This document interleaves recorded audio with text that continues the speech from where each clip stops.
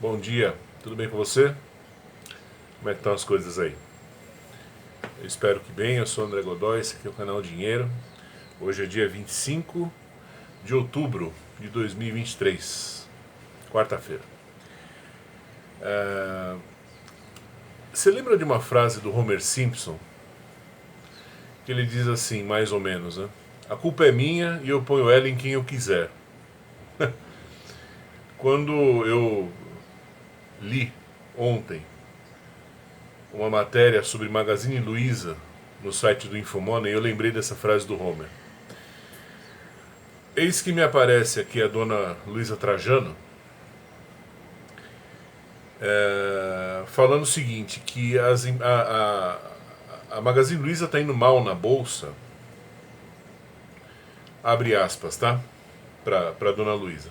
Competição acirrada no e-commerce, juros altos e uma pressão extra relacionada a aluguel de ações. Fecha aspas. Me chamou muito a atenção esse comentário dela. Primeiro porque assim, né? Quando a culpa é minha, eu ponho a culpa em quem eu quiser. E é o que ela está fazendo aqui, evidentemente. A Magazine Luiza está indo mal por mil fatores, porque é uma empresa realmente mal administrada, dá prejuízo em cima de prejuízo. Mesmo antes da questão política, ela já estava mal. É bom lembrar que Magazine Luiza é uma empresa que veio, como dizem, tem uma expressão em inglês para isso, né? Out of the blue. Né? Veio, seria equivalente ao nosso veio do nada. Né? Out of the blue. É o caso do Magazine Luiza. Eu me lembro muito bem que no início lá dos anos, sei lá, 2000 e, talvez o que, 2010, por volta disso, de repente surgiu uma notícia na mídia falando que a rede física de lojas do Baú da Felicidade seria vendida para uma tal de Magazine Luiza, que até então ninguém nunca nem tinha ouvido falar dessa criatura. E isso foi feito com empréstimos do governo, do BNDES, eu acho que foi na época da Dilma, se não me engano. Então foi uma bolada de subsídio que a Magazine Luiza ganhou e usou essa grana para comprar a rede de lojas físicas do Baú. O que na época, confesso a você, me causou muita estranheza, porque o mundo dos negócios ele é desse tamanho, né? Ele é um ovo. Então todo mundo se conhece, né? Todo mundo já. Você pode não conhecer pessoalmente, mas assim, você já ouviu falar, pelo menos. Então existem redes, até de estados bem distantes do Brasil, assim, em relação a São Paulo, né? Por exemplo, existem grupos econômicos que a gente conhece de ouvido, no Piauí, na Paraíba, tem, né? Agora, Magazine Luiza, eu que me considero uma pessoa bem informada sobre essas coisas, nunca tinha ouvido falar desses caras.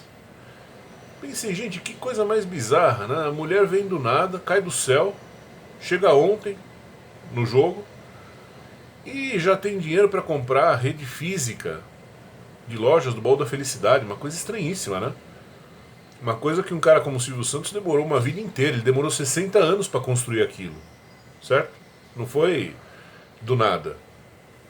E de repente, do nada, chega uma dona com um saco de dinheiro na mão e compra a rede de lojas físicas do cara, né? Estranhíssimo isso. Aí depois veio a história dos empréstimos de BNDES, das linhas de crédito, aí as coisas começaram a fazer mais sentido, né? A amizade dela com o pessoal do PT e tal. Acontece que é aquela história, né? Padrinho arruma emprego, mas não mantém, certo? Isso funciona para tudo no mundo dos negócios. Você pode ter alguém que te dá um empurrão, mas não basta dar um empurrão, você tem que saber se virar depois sozinho. E ela não soube, né? A empresa sempre foi muito mal administrada e os reflexos disso foram estourando no preço das ações. Some-se a isso o posicionamento equivocado dela em política, o que gerou uma antipatia ainda maior. Aí as pessoas pegaram bronca, né? Então a Magazine Luiza passou de uma famosa desconhecida aqui no Sudeste para uma empresa assim, que as pessoas simplesmente não gostam, né? Por causa das declarações dela, dos posicionamentos dela e tal. na verdade, não dá para dizer que foi a política, perdão, o posicionamento político da Luísa Trajano que comprometeu a empresa. Não, já vinha ruim de antes. O apoio dela ao PT foi só a cereja do bolo, nada mais. Agora, o curioso é ver uma matéria no Infomoney, eu até vou botar o link aqui embaixo para você, ela jogando a culpa em todo mundo, né? Então ela está falando que o problema é o e-commerce. Ela fala aqui uma coisa muito interessante, que a Magazine Luiza está sendo apanhando muito na bolsa porque sempre acreditou em loja física. Se vê nessas horas, você vê bem que a pessoa é de esquerda, né? Porque é a eterna vítima, né? O vitimismo profissional. Claro, o mercado não gostou, foi uma entrevista que ela deu, o mercado não gostou nem um pouco das coisas, das abobrinhas que ela falou, porque juros altos no Brasil existem desde que nós estamos nessa situação de elevada dívida pública, ou seja, há décadas, não tem novidade nenhuma, né? Se ela já é uma veterana no comércio, ela deveria saber que isso é assim desde sempre e é assim que funciona no Brasil, e ponto final, né?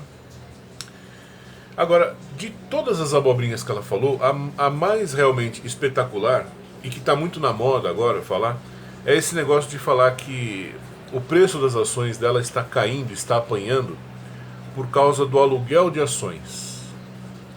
Se você não sabe o que é isso, deixa eu fazer um parênteses aqui rápido para te explicar.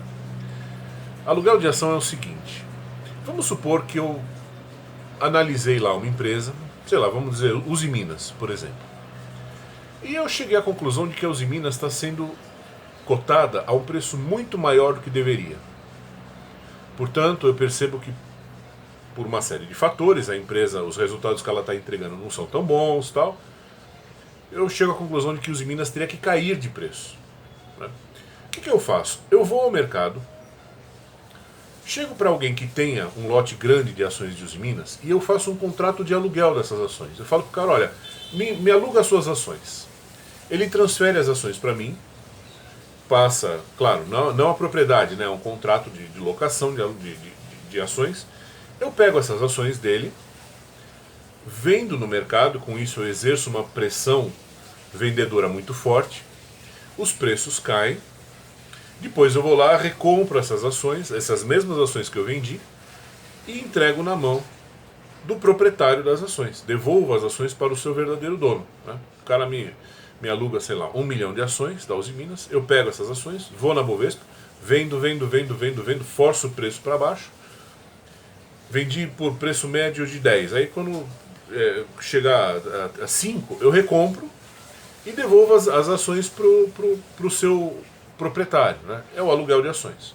Isso se faz também no mercado de ouro, tá? É que com ouro você tem que ser muito macho, né? De sair por aí vendendo ouro. Mas existe em relação a um monte de ativos. E normalmente você faz aluguel de ações de que tipo de empresa? Você vai fazer aluguel de ações que estão de empresas que estão mal, que já estão meio capenga, né? E que se você der um empurrãozinho ela cai. É isso. Ninguém é louco de, por exemplo, chegar, como eu acabei de falar, chegar lá na BMF e nos dias de hoje falar assim, olha, eu quero alugar uma tonelada de ouro porque eu quero sair vendendo ouro, eu quero forçar a queda do preço do ouro. Você não vai fazer isso. Você vai arrebentar os dentes se você fizer um negócio desse. Por quê? Porque o ouro hoje é o ativo mais demandado do mundo, né? Não há condições de mercado para que ele caia. Não tem nenhuma razão para ele cair e ele não vai cair. Então, se você for lá alugar um monte de ouro e sair vendendo na Bovespa ou no mercado, a única coisa que você vai conseguir é prejuízo. Você está indo contra a tendência das coisas, dos preços. Você aluga e vende que tipo de ativo? Um ativo que já está podre, né? É a história de bater em bêbado, é mais ou menos isso. Você pega um ativo que já está meio mais para lá do que para cá, aluga e bate, sai vendendo. Quando chegar lá no fim, no fundo do poço, você recompra e entrega de volta para o proprietário aquelas ações ou aquele ativo que o cara te alugou. Então ela alega que essas operações estão pondo uma pressão vendedora extra nos papéis da Magazine Luiza. E que, portanto, o preço é para baixo, para baixo, para baixo. Parece que ontem, só ontem, que é coisa de 7%, né? Nos últimos tempos eu estava vendo aqui, sei lá, 2, 3 anos, caiu 94% o preço da ação. Enfim, agora tá na moda, né, essa história de falar, a culpa é do pessoal que aluga ações e vende, né? É muito mais fácil do que você chegar e falar, ó, eu sou um administrador incompetente, eu sou uma besta quadrada, né? Então por minha culpa a empresa está indo mal. Pior é que tem gente que vai dar ouvidos, né, esse tipo de coisa. Então assim, é uma coisa muito interessante porque entra ano, sai ano e os comportamentos são sempre mais ou menos os mesmos, né? Você vê o cara, como diria o Homer, quando a culpa é minha, eu ponho ela em quem eu quiser, né? Deus proteja quem tem ações desse lixo aqui na carteira, né? Bom dia pra você.